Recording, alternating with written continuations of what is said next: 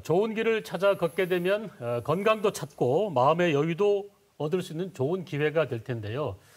요즘은 뭐 둘레길, 올레길 이런 게 참 많지 않습니까? 네, 바다에 가면 또 네. 무슨 해파란 길도 있고. 자, 교수님께서 특별히 찾으셔서 좋아하시게 된 길이라든가 이런 게 있으면 한 말씀 해주시죠. 네. 초기에 저희들 걷기, 국민 건강 걷기 보급을 하면서 이제 걷기 코스를 많이 해서 요즘은 지자체마다 둘레길 같은 것들이 많이 개발이 되어 있어서요. 걸으실 수 있는 길이 참 많습니다. 대구도 보면 이렇게 산으로 둘러싸여 있는데 네네. 팔공산이나 이 앞산 둘레길도 굉장히 좋고요. 진박골 쪽으로 가면 그 병풍산이라든지 용지봉, 옥수골 이런 데도 좋고요. 달서구 쪽으로 가면 그 수변공원이라든지 또 더 가시면 그 옥연지 뭐 이런 좋은 걷기 코스가 굉장히 많습니다. 그리고 네. 시내도 보면 국제보상공원은 조금 작기는 한데요. 이 중앙공원도 있고 또 두류공원도 보면은 굉장히 걷기에 좋은 1시간 정도 걷기에는 굉장히 좋은 코스로 되어 있기 때문에 네. 시간 나는 대로 그런 코스를 좀 걸어보시면 좋을 것 같습니다. 저는 네. 낮에는 환자 보고 일을 해야 되기 때문에 잘 시간이 없지만 한 번씩 이렇게 가보면 굉장히 좋습니다. 걷는 분들도 많고요. 이 걷기의 효과는 많이 이제 홍보가 됐는데요. 이 바른 자세로 걷는 게 잘 안 됩니다. 네. 그래서 이 잘못된 자세가 이제 한 군데가 잘못되면 이 전체적으로 척추가 다 이렇게 무너지거든요. 네. 그래서 앞으로 이렇게 굽을 수도 있고 또 옆으로 측만증이 있는 분들도 있고 완전히 바른 자세가 있는 분들은 거의 없으신 것 같아요. 그래서 이 바른 자세가 굉장히 중요하다는 걸 오늘 좀 강조를 드리고 싶은데요. 네. 여러 가지 잘못된 자세들이 있지만 가장 우리가 많이 보는 그 잘못된 자세가 보면 이 허리가 좀 앞으로 굽혀져서 허리의 요추가 이제 과전만이 되고 흉추는 과후만이 되고 머리는 이제 앞쪽으로 빠지는 이런 자세가 이런 잘못된 자세가 많습니다. 그래서 위에서 보면 이 머리뼈가 이렇게 앞쪽으로 빠지는 그래서 머리가 무겁기 때문에 이 척추뼈라든지 허리에 부담이 많이 갈 수 있거든요. 이렇게 잘못된 자세로 가게 되면 결국은 오래 가면은 허리 디스크도 생길 수 있고 여러 가지 이제 문제 허리도 아프게 되고 척추 분리증이라든지 전방전이증이라든지 이런 문제가 생길 수가 있습니다. 그래서 바른 자세는 가슴을 펴고 턱을 당겨서 이 귀가 어깨 재봉선 정도에 오도록 이렇게 바른 자세로 척추를 네. 꼿꼿이 세워서 머리가 딱 몸에 이렇게 중심에 오도록 하는 게 바른 자세라고 할 수가 있습니다.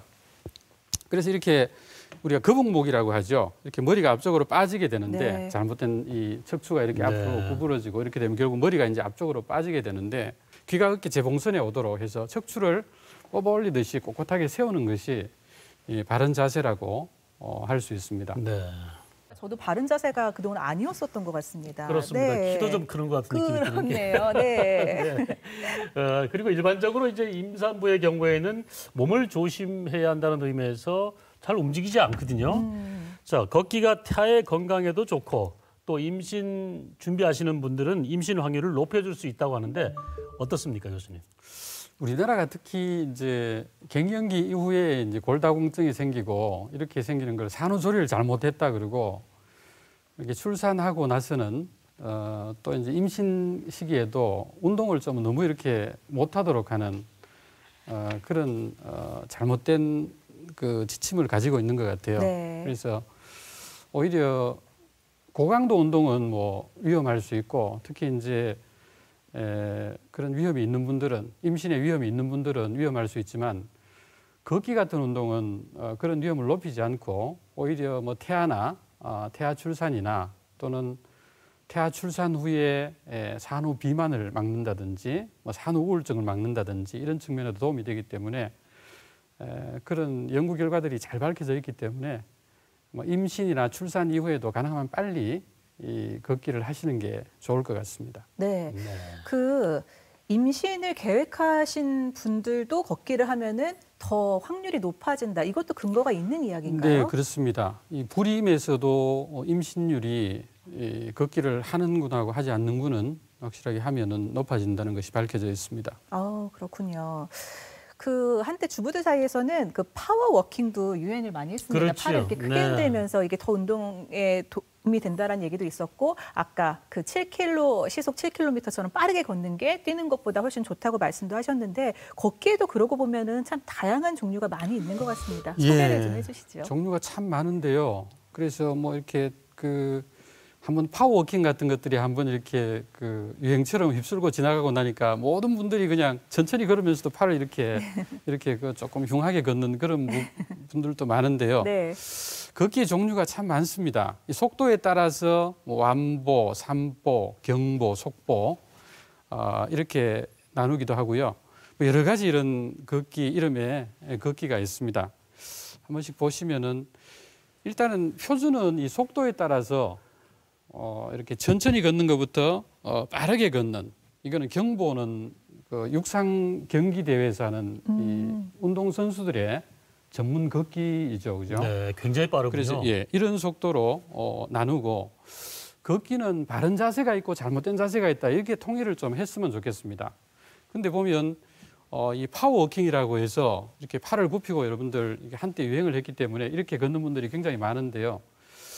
이건 좀 젊은 사람들에게서 조금 빠른 속도로, 그러니까 이제 이 팔을 흔드는 축을 좀 이렇게 짧게 해서 굽혀서 팔목을 굽혀서 이렇게 빨리 걷도록 조금 빠른 속도로 시속 6 내지 8km는 굉장히 빠른 속도거든요. 이런 속도로 걸어서 칼로리 소모를 높이는 그런 막 비만 치료, 빨리 살 빼기 위한 젊은 사람의 운동이 파워워킹입니다. 근데 이건 이제 나이 든 사람에게는 발을 뒤꿈치를 이제 땅을 찍고 하면은 관절에 충격을 줄 수가 있거든요.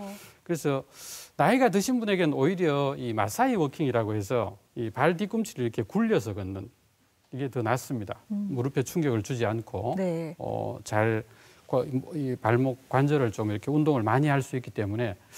그 외에도 이제 걷기가 이제 하체를 주로 사용을 하니까 이 포울대를 사용을 해서 하는 노르딕 워킹은 이 상체 근육도 같이 사용하도록 한 것입니다. 그래서 우리나라는 이렇게 굳이 이 스틱을 사용할 정도로 그렇게 아주 고온 산지가 많지는 않지만, 이 노르딕 워킹은 뭐 상체를 같이 사용하는 그런 장점이 있다고 볼 수 있고요. 그 외에도 이제 배에 힘을 주는 이 제기 차면서 이렇게 걷는 거, 조금 뭐 이상하긴 하지만 또 이렇게 하면서 걸어가는 거, 그렇죠? 이 허벅지를 많이 운동하는 런지 워킹도 있고요. 또 이제 까치발로 해서 다리 근육에 좀 힘을 더 많이 주는 그런 운동도, 걷기 운동도 있을 수가 있습니다. 운동장에서 볼 수 있는 그런 자세들을 많이 접해봤는데요. 지금 이 방송 보시는 분들이 나도 나가서 빨리 그 걷기 운동을 해야겠다, 이렇게 생각하는 분들이 많으실 거예요. 그런데 많이 걷는다고 좋은 건 아닙니다, 절대. 팔자 걸음이나 안짱다리 걸음걸이 하시는 분들 오히려 관절에 무리가 가고 다리 모양도 변형될 수 있다고 합니다. 걷는 자세도 한번 점검을 해봐야 될 것 같은데 좀 자세히 알려주시죠. 네, 걷는 자세가 바르게 서는 게 가장 중요하고요. 그다음에 이 발 모양은 우리가 11자로 가는 것이 가장 좋다고 이야기를 하고 있습니다. 네. 이게 각도가 11자에서 한 10도 정도, 한 12도 정도까지는 우리가 정상으로 보는데요. 12도 이상이 넘어가면 이게 이제 외전 보행이 되는 거죠. 그래서 좋지 않고요. 특히 이런 그 외전 보행, 팔자 걸음보다가 더 문제가 양쪽 발에 우리가 풋스캐너라고 해서 발의 압력과 또 이제 동적으로 걷는 자세를 이렇게 압력 중심선을 쭉 연결하는 동적인 자세 분석, 걷기 자세 분석을 해보면요, 한쪽 발이 힘이 더 많이 들어가고 또 한쪽 발이 이렇게 삐뚤어져서 압력 중심선이 둘째 발가락 정도로 이렇게 가는 것이 아니고 바깥으로 이렇게 빠지는, 한 발은 정상으로 가는데 예를 들면 오른쪽 발이 이렇게 바깥으로 제껴지는 그런 분들이 많아요.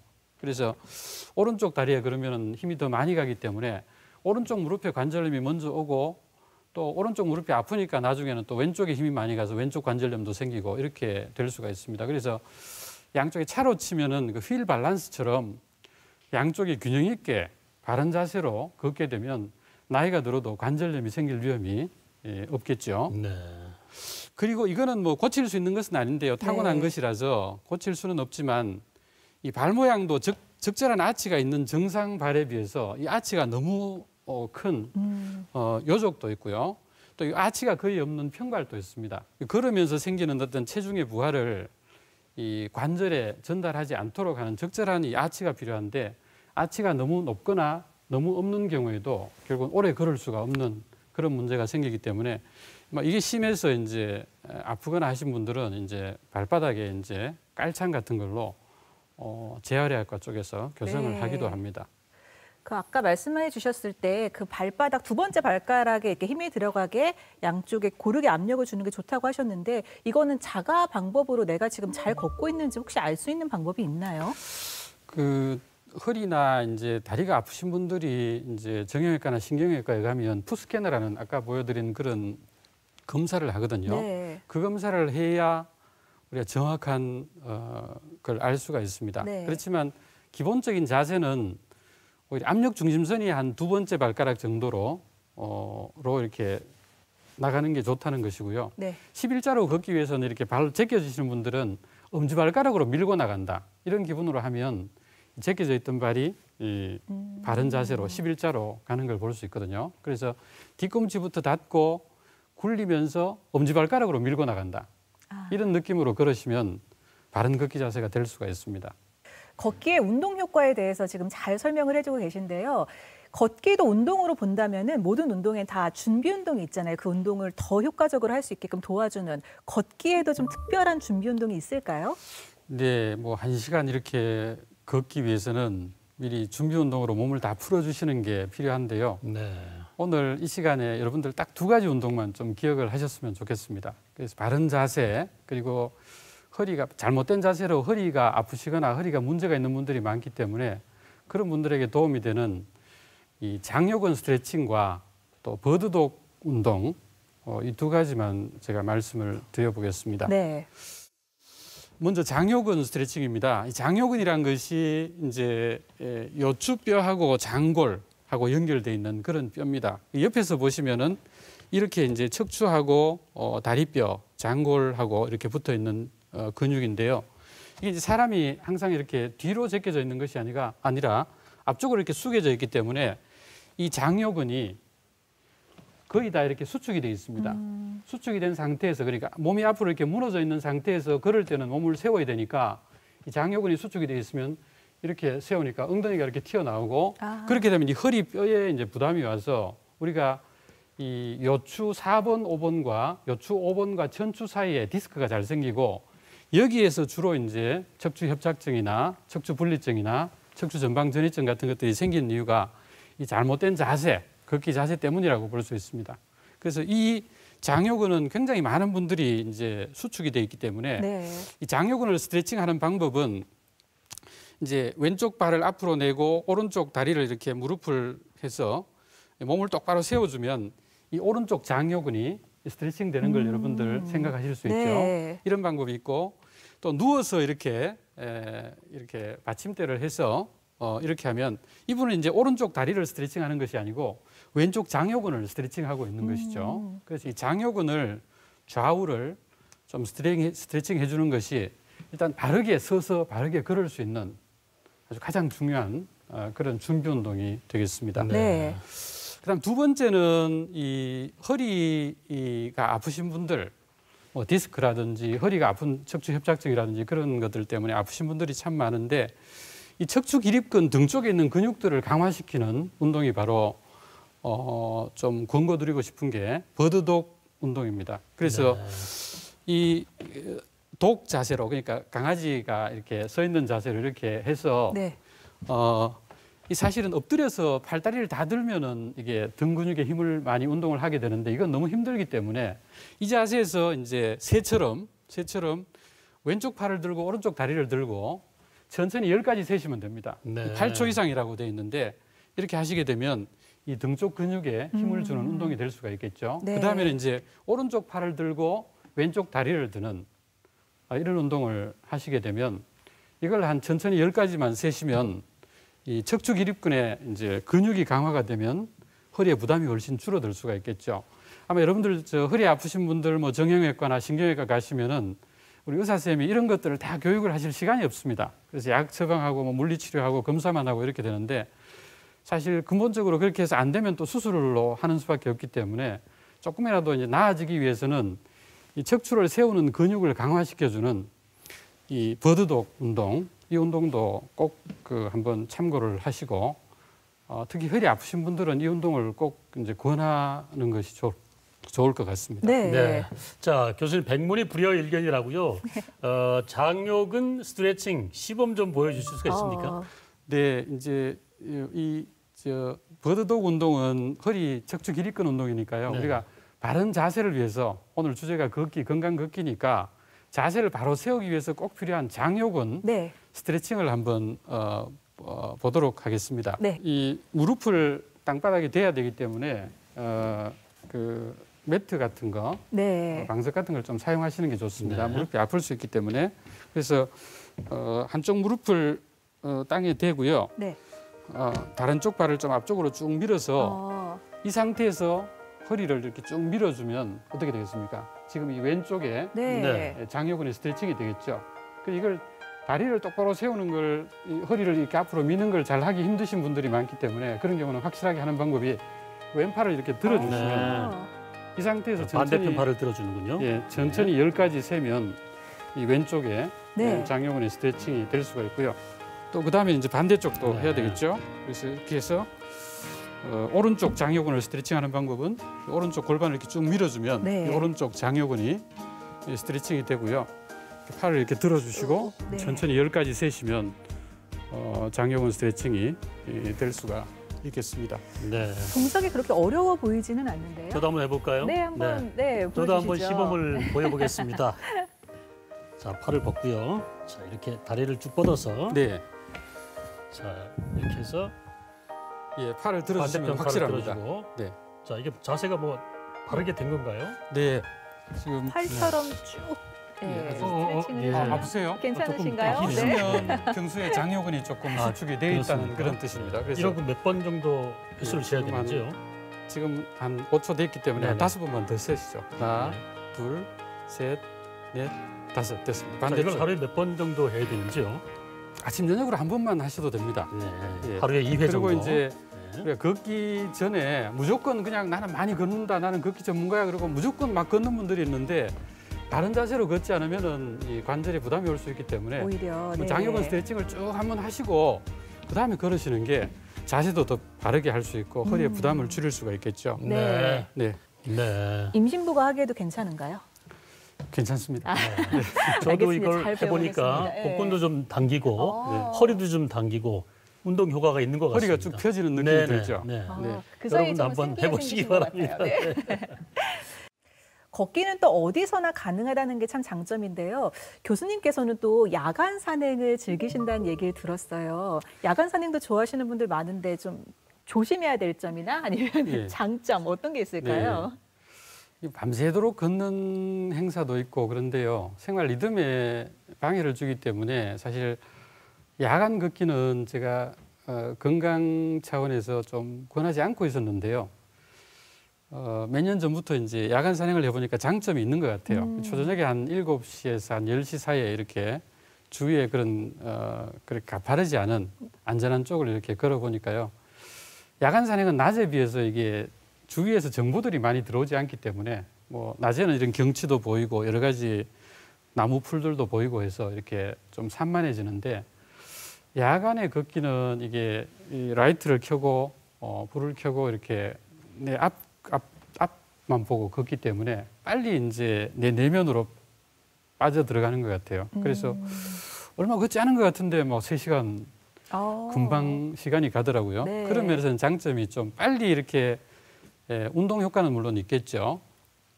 자기 전에 이제 많이 먹은 칼로리들을 좀 태워 없애면은 밤 동안에 그런 남은 칼로리들이 몸에 안 좋은 영향을 주는 그런 것들도 막을 수가 있고 빨리 이제 내면으로 빠질 수 있는 그런 좀 자기 내면과 대화할 수 있는 그런 장점이 있는데 문제는 아무래도 안전이 네. 문제인 것 같습니다. 그래서 야간 산행을 할 때는 꼭 이제 그쪽에 산길 지리를 잘 아는 지도자분이 한 분 이제 지도를 이제 인도를 해주는 것이 중요할 것 같습니다. 네.